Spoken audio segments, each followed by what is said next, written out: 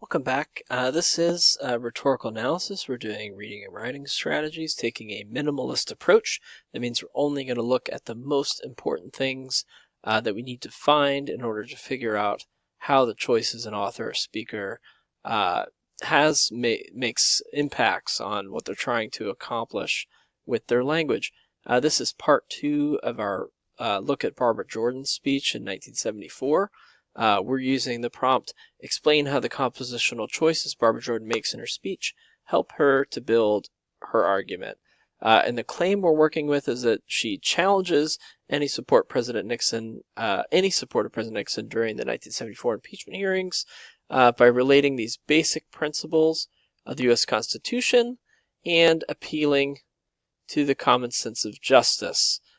And so what we're going to do here is we're going to look at how to write a body paragraph to build a point towards this claim. So the body paragraph we're going to build is going to first of all deal with a specific part of her speech. It's really important to pick the evidence that you want to discuss and analyze to design your body paragraph around that instead of figuring out what device or choice you want to talk about and then trying to find evidence to fit into it. You can change the theory or the idea that you're working with, but you cannot change the evidence that you're working with. So I do encourage this minimalist approach. Find the most powerful moments that have the best opportunity for analysis using this SDI reading strategy, and then use those pieces of evidence in your body paragraphs to create or support for your claim. And so I have the SDI strategy here, and I filled it in for the point that we're going to use in our first body paragraph for this Barbara Jordan essay. So regarding the opening sections, her intro, if you will, that leads up to her claim, what I noticed is that Barbara Jordan was setting herself up. She was building herself as a regular person who's empowered by the Constitution to protect society from tyranny or injustice in government. She is a Texas congresswoman at this time. She is speaking in front of the House Judiciary Committee. It would have been very easy for her to throw that authority around. She has the right to speak during an impeachment hearing because of her status as a congresswoman, but instead she decides to set herself up as a regular person. And I think she, unironically brings up that she was not someone who originally the Constitution gave this power to as an African American woman. It's, I think, a point not lost on Barbara Jordan. And so what's really important about the intro is that it sets her up with credibility.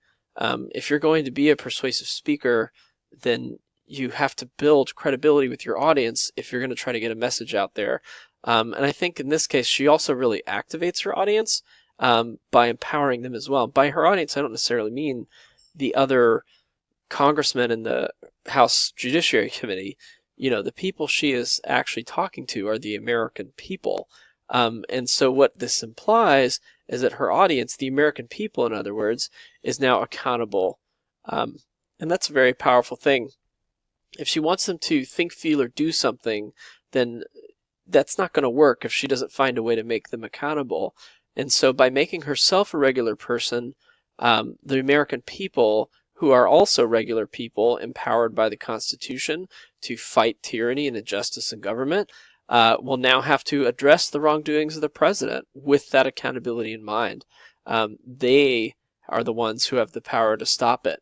And so it's her intro here where she really starts planting these seeds that she'll use later on to really make a strong point about why President Nixon and his deception and all the things that he has done at this time cannot go ignored.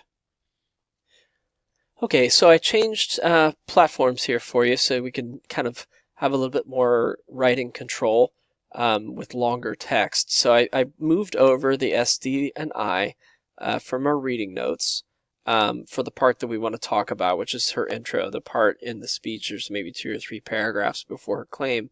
Okay, and so I want to look at this idea of ACE answering, citing, and explaining.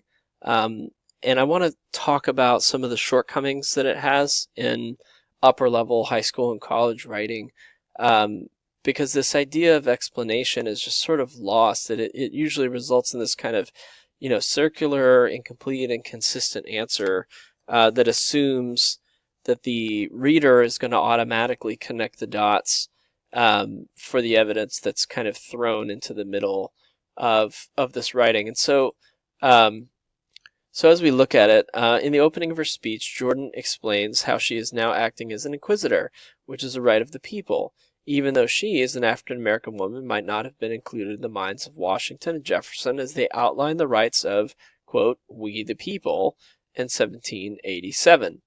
And so as topic sentences go, I mean, this one kind of sets the scene. It sort of plants the seed of a little irony. It kind of expresses the situation.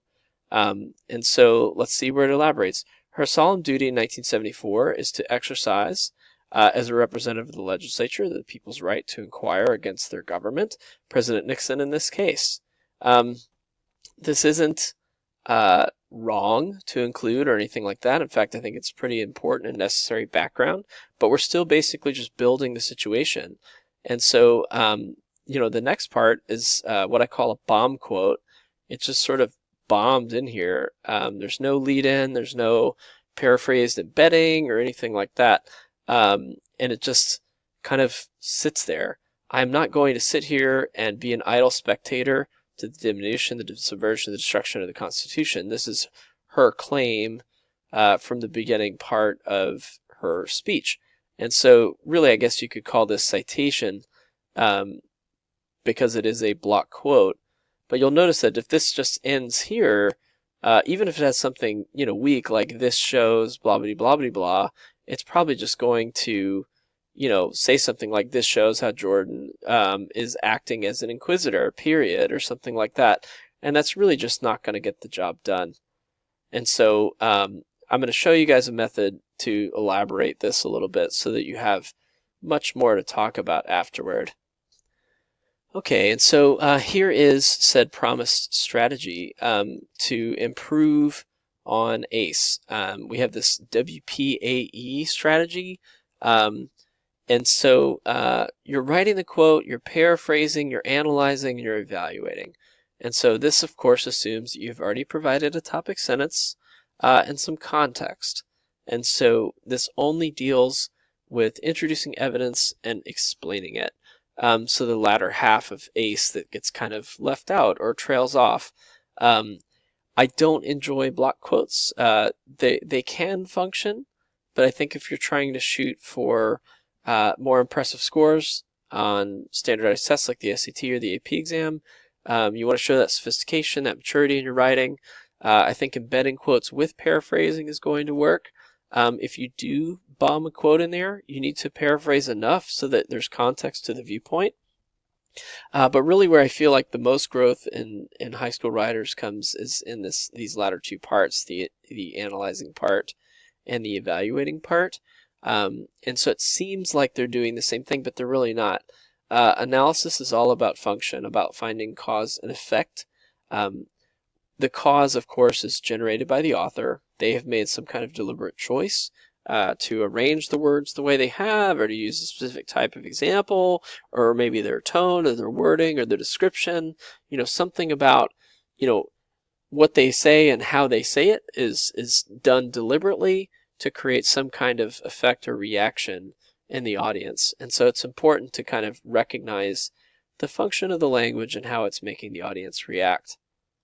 And then for rhetorical analysis, what's really important is the evaluate part. This is the part that often gets kind of left off or sometimes thrown in real haphazardly as a conclusion, but really it should be kind of carried through the essay just to kind of cohesively tie all the points together. You need to explain with logic and reason, and I say that because a lot of young writers throw like authority in there, like it is this way because I recognize it being this way. And so you really want to make sure you're explaining the steps of your reasoning so that someone else can follow what you're thinking about and come to the same conclusion that you are, instead of just simply stating your conclusion and then asking your audience to basically take your word for it. Answering how and why a device or appeal or a cause and effect from the part you just analyzed leads to a controlling idea or thesis that you've expressed earlier in this body paragraph or maybe earlier in the paper as a whole. If you're able to do that, all your points will connect together very neatly, and it'll be a very strong response. Okay, so here I have a fully constructed paragraph here, and what I've done is I've actually taken our ACE paragraph in its entirety. I haven't really changed it or edited it at all, and I've just copied it in, and I'm going to use this as the W part since it had that nice block quote that I don't like in it. I'm just going to basically call that the W part. And so I'm going to need to paraphrase first, and then analyze, and then evaluate. And so paraphrasing is about providing context. So I've given Jordan's claim here and talked a little bit about what she talks about before her claim, but I haven't really put it in a context of what I'm trying to say. And so I need to do that. And so I do that here. Jordan said she felt solemn about her duty to investigate the president. And even though this duty was not always hers through history, it has become hers through amendment, interpretation, and court decision. Okay? And so one of the things I like doing when I'm trying to explain what I mean is to use other words around it. This is where I want to analyze diction or description. I've cited an appeal or some kind of strategy earlier, a bigger idea, and then I'm using the simple parts of the language like diction to explain how that idea works. And so it's a pretty good strategy, and it allows you to kind of keep throwing more quotes back in there. I do that a little bit more down here too. And so we've paraphrased in context what she's doing. Okay, it wasn't originally her duty as designed in the Constitution, but today, after amendment, interpretation, and court decision, it is her duty to judge this president, just like it is any duty, is the duty of any citizen, which we'll get back to in a little bit. The country is already struggling with faith. Nixon is accused of crimes and facing impeachment. So this is a little bit of context I'm adding in here too. I'm going to call it analysis because I'm not really pulling it from the text. I'm applying it to the occasion with this situation. Jordan specifically brings up her role as an inquisitor not to sow distrust in the American president, nor is it to create a solemn atmosphere of political betrayal. So this is directly dealing with the cause and effect. She's bringing up her role, not to be petty or political, or to make the American people distrustful. What she's trying to do instead is she's reinforcing the whole, complete, and total faith in the Constitution, the document that transcends all executive, judicial, and legislative power. And this is more cause-effect. This is what she's trying to do. Okay, she presents her role, and then this is the effect of. And so to evaluate what she's actually accomplishing here is she's building credibility, but it's not credibility as an elected official. This is more analysis. Or some kind of empowered magistrate, but as a simple person among this we the people. And so strategically what she's doing is she's able to accomplish what her political opponents fail to do. She creates this sense that President Nixon's judgment is for the whole country to consider, as it is the whole country who has the right to inquire about these injustices within government. Her counter-argument and refutation later on in the speech would fall on deaf ears. This is going to transition a little bit. This counter-argument that she has later in the speech is going to fall on these deaf ears of staunchly opposed politicians and stooges of the Nixon camp, were she not able to activate her true audience, in this case the American people, to engage and be accountable in this moment. And so what we've done down here at the bottom is we're talking about how this introduction prepares her message for her audience.